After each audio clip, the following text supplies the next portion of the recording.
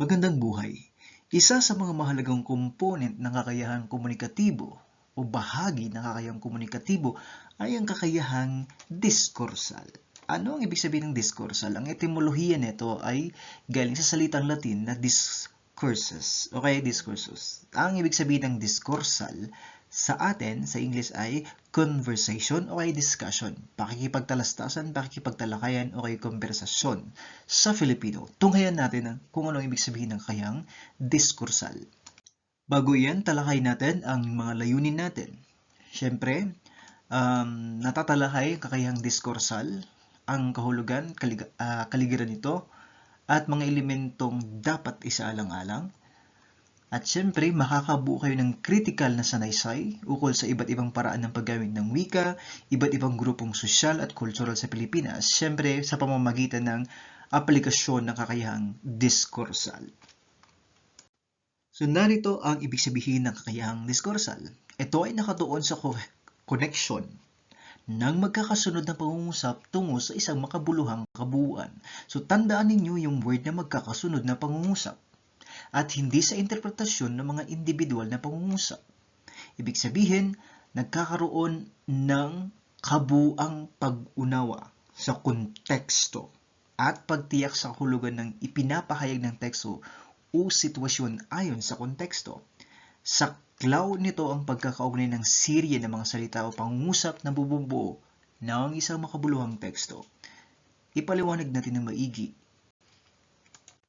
So narito ang halimbawa, balikan natin yung hindi sa interpretasyon ng mga individual na pangungusap, kundi ang pagtiyak sa kahulugan na pinapahayag ng buong konteksto. Okay, halimbawa, kung babasahin mo ang pangungusap na kumain ako ng mansanas, masarap ito. Ang pag-unawa sa bawat salita ay madali daw, ngunit ang kakayahang diskursal ay makikita ang koneksyon sa pagitan ng dalawang pangungusap. Ano ang koneksyon ng dalawang pangungusap? Sapagkat binanggit dito ang mansanas at doon sa pangalawang pangungusap sinabing masarap ito. So, ang nagsasalita raw ay nagugustuhan ang mansanas na kanyang kinain. So makikita natin yung pagkakaugnay. Okay? So, meron tayong dalawang bagay na isinaalang-alang sa kakayahang diskursal. Ang una ay ang kohesyon o pagkakaisa, ang pagkakaugnay ng mga ideya sa isang teksto sa pamamagitan ng paggamit ng mga salitang pantukoy, pang-ugnay at pag-uulit ng mga salita. So, balikan ninyong mapag-aralan natin tungkol sa bahagi ng pananalita na may kaugnayan sa pang-ugnay at sa pantukoy. Pangalawa ay ang coherence o kaya pagkakaugnay, ang logical na pagkakasunod-sunod ng mga ideya sa isang teksto. So madali lang yan. Halimbawa, ang cohesion, ganito ang pangungusap mo, bumili ako ng bagong sapatos, ito ay kulay pula. So gumamit ka ng panghalip na ito para magbibigay turing dun sa sapatos na binanggit mo sa isang sugnay, dun sa naunang parilala o kaya pangungusap. In English, sa mga hindi nakaintindi ng Tagalog, i-English ko na lang kaya. These sentences demonstrate the cohesion.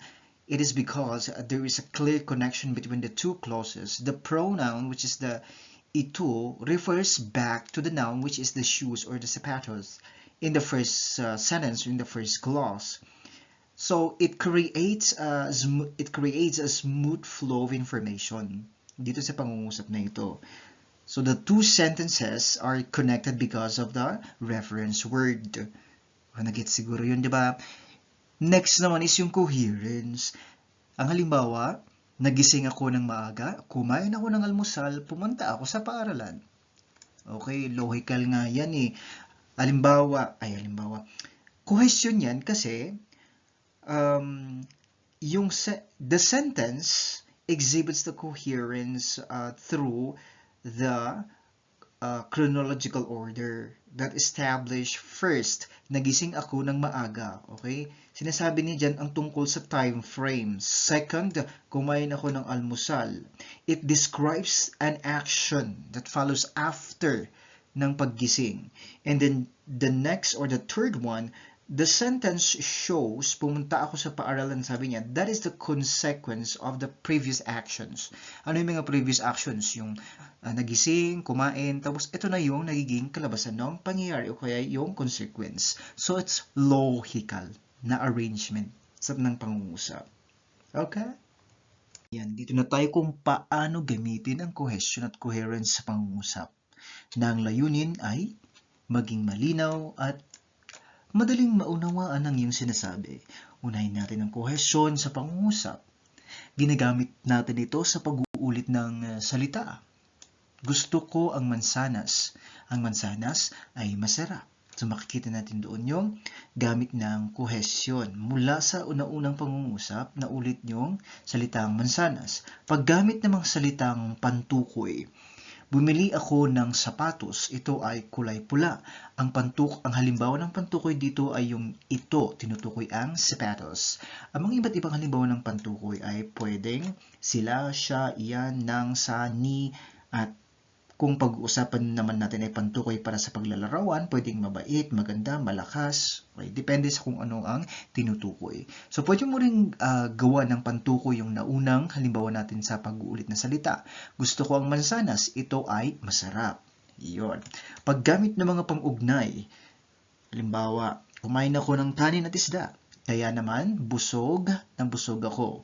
So, yun yung halimbawa natin. Ang pang-ugnay ay kaya naman. So, pwede mo namang idiretsyo na kumain ako ng kanin at isda, kaya naman busog ako. Ang paggamit ng mga kasing kahulugan. Ang halimbawa, ang aso ay isang mabuting kaibigan. Ang hayop na ito ay tapat. So, binigyan mo siya ng pagpapakahulugan yung aso mo na siya ay isang mabuting kaibigan at tapat. Next, doon tayo sa coherence sa pangungusap. Logical na pagkasunod-sunod ng mga ideya. So, alam niyo kung ibig sabihin ng logical. Yun yung halimbawa natin kanina. Next is yung kaugnayan ng mga ideya. Mahal ko ang pagbabasa, nagbibigay ito sa akin ng kaalaman. So, yung pangalawang pangungusap ay may kaugnayan doon sa ibinigay mong naunang pangungusap. So, dapat may pagkukaugnay yung thoughts, kumbaga. Pag-iwas sa mga kalabisan. So, instead na sabihin mo ay ang libro ay makapal, ang libro ay kawili-wili, maaari mong pagsamahin. Ang makapal na libro ay kawili-wili. Diba? That's the example. Ayan, para sa pagbubuod, nagbigay tayo ng isang analohiya para sa kakayahang diskursal.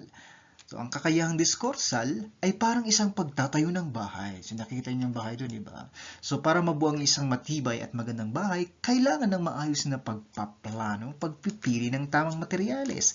Ganon din ang kakayahang diskursal. So, magplano, mag-organisa ng mga idea, pumili ng mga tamang salita at parilala, lumikha ng isang logical na pagkasunod-sunod ng mga ideya, magtatag ng koneksyon sa pagitan ng mga ideya. Diba? So, pag sinasabing analohiya is yung comparison. Okay? Para mas maintindihan natin. Ayan. So, dadako na tayo sa pagsulat ng critical na sanaysay. Ito ang yung magiging gawain. So, balikan natin. Ang kakayahang diskursal ay isang mahalagang kasanayan sa pagsulat ng isang critical na sanaysay. Siyempre, alam na natin because of the things that we discussed. Ito ay tumutukoy sa iyong abilidad na mag-organisa ng mga ideya, mag-establish ng logical na koneksyon sa pagitan ng mga ito at maipahayag ang mga argumento ng malinaw at maayos. Okay? So, sa susunod na slide, makikita natin ang mga posibleng, sabihin natin, gabay, okay, mga paksa, okay, anggulo na tatalakayin sa isang critical na sanaysay. So, maaari ninyong sundin ito. So, ito na nga yung mga posibleng anggulong tatalakayin. So, syempre, nang nakasulat doon sa number 1 ay ang impluwensya ng wika. Pag sa critical na sanaysay, magkakaroon ka dito ng argumento kung paano maimpluwensya ng wikang Ingles at Kastila ang paraan ng pag-iisip at pagpapahayag ng mga Pilipino. Tungkol din sa edukasyon, paano hinubog ang sistema ng edukasyon na minana natin sa mga kolonyalista, media at kultura, at saka politika. So makikita natin dyan ang mga argumento pag gumagawa ka ng critical na sanaysay. Pero syempre, sa akin kasi, kailangan kong magkaroon dito ng focus na thesis, okay, mga pinakapaksa nito. Siguro ang pinakapaksa nito dito sa may 1, 2, 3, 4 na yan, ang epekto o kaya ang impluensya ng kolonyalismong mentalidad para sa kakayahang diskursal ng mga Pilipino. So, yun yung pinakapaksa ko. So, magbibigay ako dito ng mga argumento ko. At ito yung mga gabay na tanong actually. Ayan. So, para mabuo ko yung isang critical na sanaysay. Pero syempre, pwede kayong kumuha ng iba pang paksa. Pwede kayong mag-isip ng kung anong paksa ang interesado kayo, kung saan kayo interesado, ganun, na maaari niyong maibigay ang inyong perspektibo o kaya pananaw doon sa critical na sanaysay ninyo. And syempre, sundin ninyo ang ating napag-aralan tungkol sa kakayahang diskursal. Yun lang at maraming salamat.